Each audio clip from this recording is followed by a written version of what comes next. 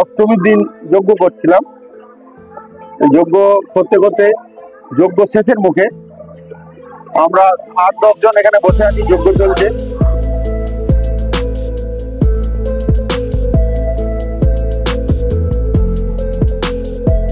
Taraknath blog present. তো বন্ধুরা, একটা নতুন ভিডিও নিয়ে আজ আপনাদের সামনে আবার হাজির হয়ে গেলাম। আমি আজকে এসেছি বাঁকুড়া জেলার প্রতাপপুর মহাশ্মশান কালী মন্দিরে। এই কালী মন্দিরে আছে প্রচুর অলৌকিক ঘটনা এবং প্রচুর রহস্যজনক কাহিনী, যেই কাহিনীগুলো আজকে আপনাদের সামনে তুলে ধরবো। তো বন্ধুরা, আমার এই ভিডিওতে প্রথম থেকে শেষ সময় থাকবেন। ভালো লাগলে লাইক করবেন এবং সাবস্ক্রাইব অবশ্যই করবেন। আর আমার ভিডিওতে যারা নতুন তারা আমার ভিডিওটিকে অবশ্যই সাবস্ক্রাইব করে পাশে থাকবেন। তো বন্ধুরা, চলুন তাহলে শুরু করা যাক, সঙ্গে থাকুন। পশ্চিম বর্ধমান ও বাঁকুড়া জেলার মিলনের একমাত্র মাধ্যম দুর্গাপুর ব্যারেজ। আর দুর্গাপুর ব্যারেজ সংলগ্ন বাঁকুড়ার প্রতাপপুর একটি আদর্শ মা কালীর আশীর্বাদ সম্পন্ন গ্রাম।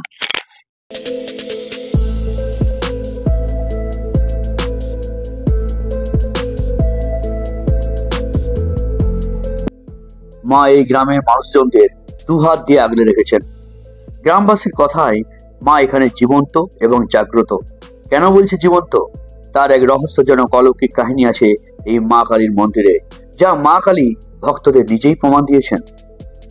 বর্তমানে আপনারা দেখতে পাচ্ছেন অসংখ্য মানুষ দূর দূরান্ত থেকে এসে মায়ের কাছে পুজো দিয়ে যাচ্ছেন। তার থেকে বোঝা যায় মায়ের মহিমা কতখানি। তাহলে চলুন মা কালীর কিছু অলৌকিক সত্য ঘটনা আপনাদের সামনে আজকে তুলে ধরি। আজ থেকে প্রায় 200 থেকে 250 বছর পুরনো এই প্রতাপপুরের কালী মন্দির। আর এই কালী মন্দির প্রাঙ্গণেই প্রচলিত হয় আজ থেকে 17 বছর আগে নবদুর্গার পূজা। এই নবদুর্গার যজ্ঞ চলাকালীন অষ্টমীর দিন ঘটে সেই অলৌকিক আশ্চর্যজনক ঘটনা। যজ্ঞের আশেপাশে বসে থাকা ভক্তরা দেখেন শ্মশান থেকে বেরিয়ে আসছেন এক পাগল মহিলা। দেখে তারা হতবাক হয়ে যায়।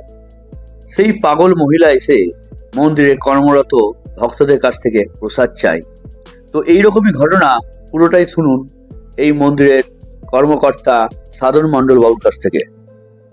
এইখানে নবদুর্গা পূজা হয়, এইটাই এই যে এখানে পূজা হয়, এই এখানে মায়ের নবদুর্গা পূজা হয়।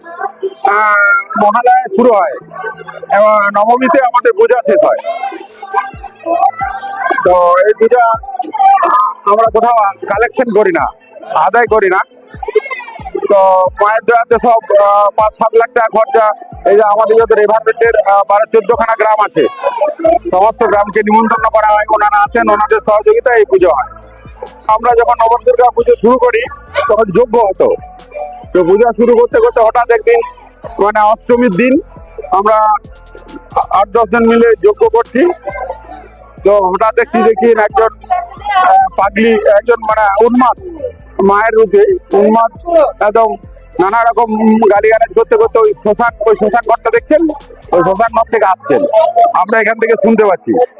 তারপর হঠাৎ এসে এখানে মন্দিরে ঢুকে গেলেন। এই মন্দিরে ঢুকে গিয়ে বলছে, তোরা যজ্ঞ করছিস? তখন ওই পাগলের রূপটা যে গালিগালাজ করছিল, সে গালিগালাজ বন্ধ হয়ে গেল। এসে আমাকে প্রশ্ন করলো, তোরা কি কাঠের যজ্ঞ করছিস, বেল কাঠ না শাল কাঠ? আমি বললাম, মা 2 শাল কাঠ বেল কাঠ মিলে। এমনই মা বসো। তখন প্রচন্ড রোদ, মানে এত গ্রীষ্মের গরম। বেল গাছের তলায় দিনের বেলায় ঘটনা, দুপুর বেলা এই 1:30-2 নাগাদ হচ্ছে, অষ্টমীর দিন। তো উনি বলছেন, আমলি মা বসো, প্রসাদ খাবে না? তখন বলছে, হ্যাঁ আমি প্রসাদ খাবার জন্য এলাম রে। দিয়ে রোদে গরম ধানের উপর বসে গেলেন। আমি বললাম, না আমি আসাম দিয়ে। বলছে, না রে, আমি এখানে, আমাকে গরম লাগবে না।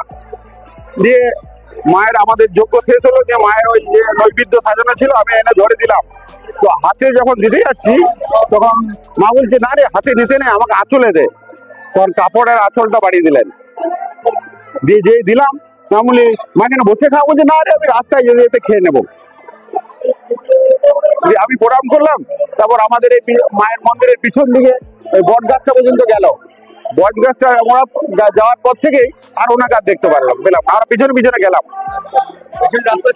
রাস্তা আছে, ওটাই রাস্তা আছে না, আমরা পিছনে পিছনে গেলাম। মানে উনি ওইদিক পিছন দিকে যাচ্ছেন আর আমরা এদিক দিয়ে গেলাম। মা কালীর অলৌকিক লীলা এখানেই শেষ নয়।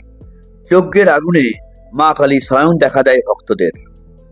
এই যজ্ঞের আগুনে মাকে দেখা যায় 10 অবতার রূপে, আবার কখনো বা সিংহ বাহিনী, আবার কখনো মায়ের চণ্ডী রূপে।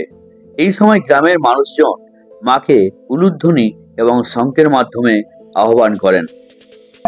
আমার গুরুজি তপস্যানন্দজি যখন যজ্ঞ করেন, তখন এই যজ্ঞে মায়ের ওই রূপ উঠে, মায়ের রূপ একদম পরিষ্কার উঠে। আপনাকে দেখাবো, হ্যাঁ আপনাকে দেখাবো, আমার কাছে মোবাইলে তোলা আছে।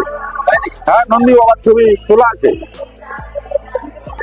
হ্যাঁ, মায়ের একদম রূপ যুগল মূর্তি, শিব দুর্গার যুগল রূপ তোলা আছে। মানে যজ্ঞের আগুনে মাকে দেখা যায়। হ্যাঁ, যজ্ঞের আগুনে মায়ের স্বরূপটা দেখা যায়। আমার যজ্ঞটা করেন আমার গুরুজি দিগম্বর তপস্যানন্দ গিরি। এমনকি ভক্তরা মায়ের পুজো দিয়ে বাড়ি ফেরার সময় যদি কোনো বিপদে আপদে পড়ে, তাহলে কিন্তু মা স্বয়ং তাদের রক্ষা করেন। তো এইরকমই এক ঘটনা জানালেন সাধন মণ্ডল বাবু। সেই ঘটনাটি শুনে নিন তারই মুখ দিয়ে। আমার এখানে একজন ভক্ত আছেন, উনি প্রতি অমাবস্যায় এখানে আসেন। আমার এখান থেকে ওই বড়জোড়ার কাছাকাছি গ্রাম, একটা গ্রাম্য এলাকা, গভীর রাত দিয়ে ওই ক্যানেল পাড়ের মধ্যে গেছে, সাহেবগঞ্জ বলে একটা জায়গা আছে। তো হ্যাঁ, তো ওইখান থেকে মায়ের প্রতি অমাবস্যায় পুজো দিতে আসে। তো পুজো দিতে এসে একদিন রাত তখন 12টা-1টা বাজে, ওর বাড়ি ফিরছেন, তখন হঠাৎ বললো যে দাদা এরকম হয়ে গেছে, আমি তোমাকে ফোনও করতে পারছি না, মোবাইলে সুইচ অফ হয়ে গেছে, এত রাত্রে গাড়ি স্টার্ট নিচ্ছে না। বলছে আমি হঠাৎ ওরকম ক্যানেল পাড়ে দাঁড়িয়ে আছি, হঠাৎ কে যেন একটা মোটরসাইকেল করে এলো, দিয়ে বলছে তোমার গাড়ি খারাপ হয়ে গেছে, চলো আমি পৌঁছে দিচ্ছি। এইসব কথা বললে অনেকে বিশ্বাস করবে না, মানে অবিশ্বাস্য কথাবার্তা। তো বললো যে আমি দাঁড়িয়ে আছি, বলছে তুমি মোটরসাইকেলে চাপো। বলছে উনি আমার সামনে সামনে ওর মোটরসাইকেলটা স্টার্ট দিয়ে নিয়ে যাচ্ছেন। বলছে আমার সাইকেলটা কোনো টোচেন করেনি, বাঁধেনি। বলছে তুমি চাপো। দিয়ে ও বলছে আমি আমার নিজের মোটরসাইকেলে চেপে আছি, আর উনি সামনে সামনে মোটরসাইকেলে নিজের মোটরসাইকেলে স্টার্ট দিয়ে যাচ্ছেন। বলছে আমি গেলাম, আমার বাড়ি পৌঁছে গেলাম। হ্যাঁ, হ্যাঁ ওইখানে মাঝ রাস্তায় ঘটছে। তো রাত 12:30-1টা বাজে। তো মায়ের অলৌকিক রহস্যজনক সত্য ঘটনার মাধ্যমে আমি মায়ের জীবন্ত প্রমাণ অনবরত দিয়ে চলেছি। তো আজকেও আমি এই ভিডিওটির মাধ্যমে মায়ের জীবন্ত প্রমাণ তুলে ধরার চেষ্টা করলাম। তো বন্ধুরা, আজকে আমি এখানে ভিডিও শেষ করছি। তো তার আগে বলে দিই আপনারা এখানে আসবেন কি করে। পশ্চিম বর্ধমান জেলার দুর্গাপুর স্টেশন সংলগ্ন বাস স্ট্যান্ড থেকে বাঁকুড়াগামী বাস ধরে আপনারা ব্যারেজ পার করে সোজা চলে আসুন প্রতাপপুর মোড়। এই প্রতাপপুর মোড়ের বাঁ হাতের রাস্তা ধরে চলে আসুন এই প্রতাপপুর মহাশ্মশান কালী মন্দিরে। মা কালী কিন্তু অবশ্যই ভক্তদের মনস্কামনা পূরণ করেই করে। তো বন্ধুরা, আজকের মতো আমার ভিডিওটি এইখানে শেষ করছি। নেক্সট ভিডিওতে আবার দেখা হবে। Tata, bye bye.